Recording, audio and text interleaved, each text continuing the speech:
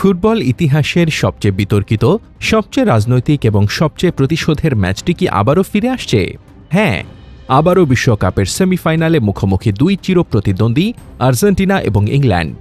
এই লড়াই শুধু ফুটবল মাঠের ১১ বনাম ১১ জনের খেলা নয়, এর পেছনে জড়িয়ে আছে রক্তক্ষয়ী ইতিহাস।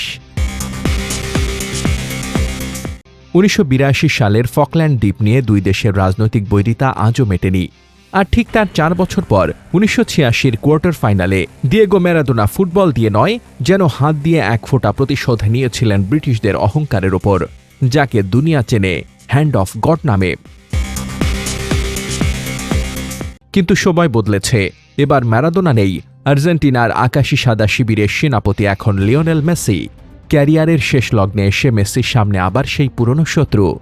ম্যারাডোনা যা করেছিলেন হাত দিয়ে, মেসি কি তা করবেন নিজের জাদুকরী বাঁপা দিয়ে? নাকি ব্রিটিশদের ট্যাকটিক্যাল ফুটবলের সামনে থমকে যাবে আলবিসেলেস্তেদের ফাইনালের স্বপ্ন?